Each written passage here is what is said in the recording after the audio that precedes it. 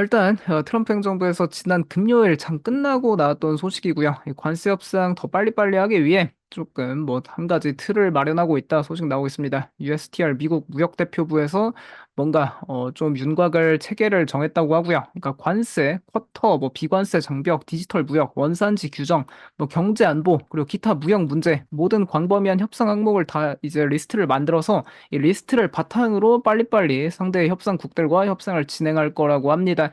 그리고 뭐 국가들마다 조금 처한 상황이 다르다 보니까 개별 국가에 대한 뭐 요구 사항도 구체적으로 명시할 거다 그런 것도 있고요. 뭐 관련해서 뭐 방위비 같은 것도 다 포함돼 있겠죠 이런 곳에. 근데 결국에 이게 이 로드맵을 만들면서 앞으로 현재 관세 협상 대상국 결국 상호 관세라는 게 이제 보편 관세 10%가 글로벌 모든 국가에 다 부과됐지만 이제 다른 상호 관세를 직접적으로 받은 국가들 리스트를 보면은 막 그렇게까지 국가 개수가 막 50개, 60개 그 정도는 아니거든요. 그 상호 관세가 부과된 국가들은 결국 그 국가들 중에 약간 좀 중심적인 좀 핵심적인 국가들 중심으로 해서 앞으로 약 두 달 동안 18개 상대국이랑 협상 진행 계획이라고 합니다. 뭐 일주일에 6개 국가씩 이제 진행을 한다고 하네요. 뭐 가장 빨리면 뭐 3주 안에도 다 가능하다 그런 이야기 나오는데 일단 그래서 이제 마감 시한까지 이거를 만들었습니다. 7월 8일이 90일 유예 마감 기한이라고 하고요. 이때까지 협상 완료가 불가능하면은 상대 국가에 상호관세 다 부과할 거다라고 다시 한번 소식이 나오고 있습니다. 근데 어쨌든 이런 소식 자체가 관세 협상을 더 가속화하는 그런 뉴스로 시장에서는 해석하고 있다는 측면 체크하면 좋을 것 같고요.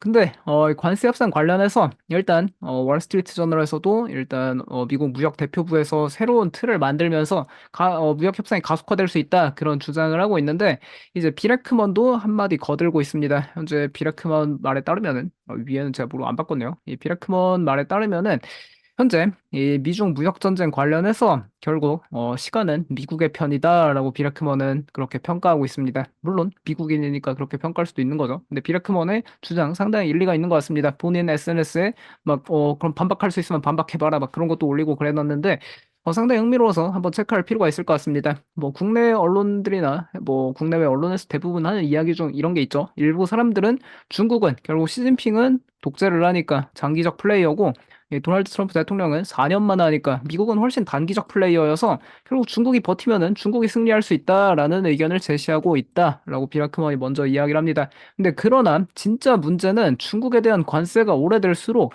기업들은 다른 국가로 공급망을 더 빠르게 이전할 수밖에 없다 이야기하면서 관세가 장기화되면은 거기 공급망을 갖고 있는 기업들 중국에서 다 탈출한다고 그런 주장을 하고 있습니다. 그래서 결론적으로 중국에서 가능한 빨리 무역 협상을 타결해야 하는 상황에 처했다. 그렇지 않으면 기업들이 중국을 떠날 거고, 그리고 미국은 이 기회를 이용해서 만약에 기업들이 중국을 떠나서 공급망을 옮기겠다 그런 의지만 비춰주면은 미국 정부에서 그런 기업들한테 뭐 정말 이제 저금리로 뭐 대출까지 다 제공할 그럴 여력이 있다 보니까 그리고 중국이 협상에 나서야 한다라고 주장하고 있습니다. 그러면서 결국 이 해결 방안은 중국의 유일한 희망은 협상 테이블에 나와가지고 IP 도용, 시장 접근 제한, 관세, 비관세 장벽 이런 거 다 허무는 영구적 약속을 제공해야만 해결이 되지 않겠냐? 뭐 그런 걸 비르크먼은 주장하고 있고요. 그러면서 결론적으로 만약에 무역 협상을 질질 끈다면은 중국은 앞으로 훨씬 더 심각하고 영구적인 경제 결과가 초래될 수 있다라고 약간의 뭐 좀 중국에 팁을 주는 건지 일단 그런 주장을 펼치고 있습니다. 어쨌든 비르크먼의 주장에 따르면은 뭐 미중 무역 전쟁 장기화될수록 중국이 더 힘들어진다라고 주장하고 있고요. 근데 이게 미중 무역 협상이, 근데 비레크먼도 결국 거기 조건을 달았죠. 중국이 협상 테이블로 나와서 지식재산권 도용이나, 그리고 시장 이제 폐쇄하고 있는 거 시장 다 개방해야 되고, 그런 걸 협상 카드로 비관세 장벽도 해제하고, 그런 거 다 가져와야 되는데, 이게 생각보다 쉽지 않을 수도 있을 것 같습니다. 왜냐면 이제 트럼프 대통령도 원하고 있는 게, 중국이 시장을 개방하려는 그런 의미 있는 진전을 보여줘야 협상에 응할 것이다, 라고 트럼프 대통령이 지난주에 이제 이야기를 하고 있는데, 이게 중국의 시장 개방 가능성이 있을까요? 시장을 개방하면 결국 현재 중국 내에서 뭐 알리바바나 텐센트 그리고 중국의 이제 테크 기업들이 장악하고 있는 거를 이제 미국 기업들이 와서 경쟁을 붙어야 되는 건데 예를 들어 지금 뭐 바이두가 중국의 뭐 검색 엔진 시장을 지배하고 있지만 알파벳이 들어와서 구글이랑도 뭐 게임을 할 수도 있는 거고 챗GPT가 들어올 수도 있는 거고 뭐 페이스북, 인스타그램, 넷플릭스, 뭐 스포티파이 다 차단돼 있는데 그런 걸 이제 개방하라는 거지 않습니까? 뭐 개방만 된다면 미국의 빅테크 기업들 정말 어마어마한 시장 기회가 새로 열릴 텐데 근데 문제는 이게 중국의 좀 체제 유지에 상당한 영향을 미칠 만한 요소다 보니까 이게 관세 협상이 과연 중국을 개방하라 이게 가능할지는 조금 뭐 지켜보면 좋을 것 같습니다. 중국 개방이 가능할까요? 중국 개방하면 이거 저는 좀 중국 개방 불가능하지 않을까 생각을 하는데 근데 어쨌든 현재 미국 정부에서 원하는 궁극적인 바는 중국을 개방하라입니다. 일단 이렇게 무역 협상 관련해서 뭐 조금의 그래도 진전되는 결국 트럼프 대통령이 일단 스탠스가 바뀌었다는 게 가장 중요한 것 같습니다. 원래는 관세를 받으면은 보복 관세 다시 한번 받아라 하고 보복 관세를 계속해서 올렸는데 뭐 사실상 이제 그 관세율이 뭐 145%, 125%니까 서로 무역이 안 되는 상황이다 보니 뭐 이제 관세를 더 올리고 그러진 않는데 근데 관세 더 안 올리는 것도 고무적인데 그래도 최근 하는 코멘트 들어보면은 뭐 인터뷰 나와서 하는 이야기나 계속해서 좀 완화되는 방향, 협상을 하려는 그런 이야기를 일단 계속 펼치고 있습니다. 트럼프 대통령은. 그거 자체가 시장에 조금의 뭐 기대 요인으로 변동성을 완화하고 있는 게 아닌가 싶기도 하고, 그리고 실제로 지난주에 AI 관련한 기업들은 실적이 정말 다 좋게 나왔죠. 그러면서 이게 다시 한번 AI 주도 시장 랠리가 조금 뭐 기대감이 계속 생기고 있는데, 그리고 이 빅스 지수가 역사적으로 50을 넘게 급등했던 적이 6번 있습니다. 2009년, 15년, 18년, 20년, 24년, 25년. 이렇게 6번 있었는데, 근데 이렇게 50을 넘었다가 25 아래로 넘어온 경우가 또 똑같이 6번 있었고요. 근데 결국 그 뒤에 어떻게 됐냐? 단 한 번 팬데믹 때를 제외하고는 뭐 한 달, 3개월, 6개월, 12개월 다 지났을 때 수익률이 플러스 수익 나왔고요. 결국 역사적으로 항상 빅스가 정말 뭐 말도 안 되는 수준으로 높게 변동성 지수가 올라갔을 때는 좀 역사적으로 봤을 땐 매수 기회였고 변동성이 다시 완화되면서 좀 시장이 다시 완만한 상승을 보였다. 이게 역사적 교훈인 것 같긴 합니다. 결국에 시장에서도 그리고 이전에 그 어떤 전략가였는지 어떤 하우스였는지 정확히 기억이 안 나는데 빅스가 이제 한 20대 그 정도 가면은 20에서 한 25 정도 수준에 가면은 다시 기업 실적에 주목해야 한다. 뭐 그런 이야기가 있었는데 현재 어쨌든 빅스가 지금 당장은 25.4, 뭐 조금 다시 25를 넘어가고 있는데 그래도 일단 25 미만으로 지난주 금요일 날 한번 이제 마감을 했었습니다. 상당히 고무적인 숫자 아닌가 생각하고 있고요.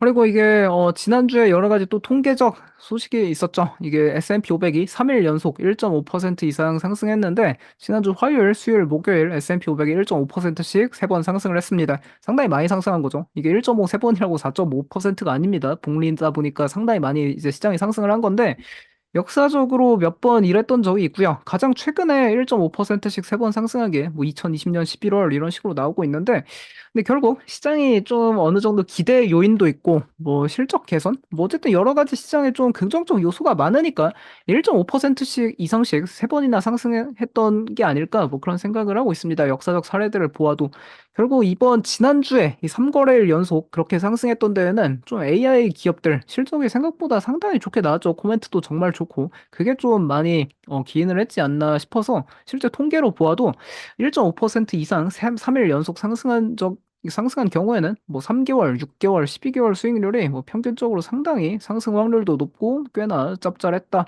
뭐 그런 게 있다 보니 앞으로 이번 주에도 뭐 결국 관세 노이즈도 있지만 결국 지난주에도 증명한 게 관세 노이즈보다 기업 실적이었습니다. 실적 시즌에. 특히 AI 관련한 기업들이 좀 주도를 했다 보니까 AI 혁명 계속해서 좀 집중해야 되지 않나. 뭐 그렇게 보면 좋을 것 같고요.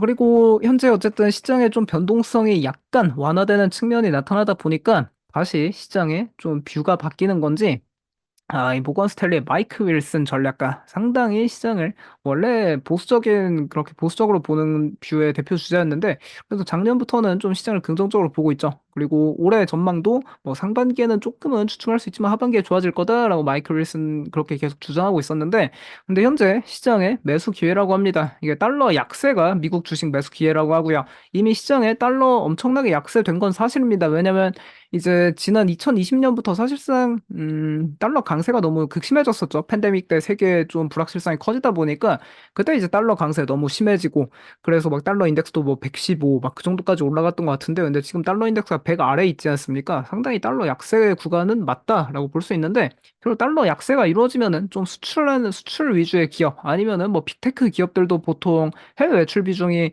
한 50에서 55%? 그 정도로 나오거든요. 평균적으로 해외 매출 비중이 더 높다 보니까 달러 약세 발생하면 이제 기업들 입장에서는 돈을 더 벌 수 있는 구조가 되다 보니 그리고 마이크 윌슨이 하는 주장도 이제 달러 약세가 미국 기업들의 실적을 뒷받침하고 미국 주식시장이 다른 나라보다 아웃퍼폼할 수 있을 것이다라고 주장하고 있습니다. 그리고 미국 예외주의 종말 뭐 이런 걸 논의하고 있는데 그래도 미국 주식이 왜 매력적이냐? 일단 미국 주식의 수익 성장 변동성이 전 세계 모든 기업들 중에 가장 적고 미국 기업들의 퀄리티가 더 높다라고 마이크 윌슨은 주장하고 있고요. 그리고 시장은 뭐 경기 침체 우려를 계속하고 있지만 여전히 경기 사이클상 후반부고 대형 퀄리티 주식 이쪽에 주목하라고 합니다.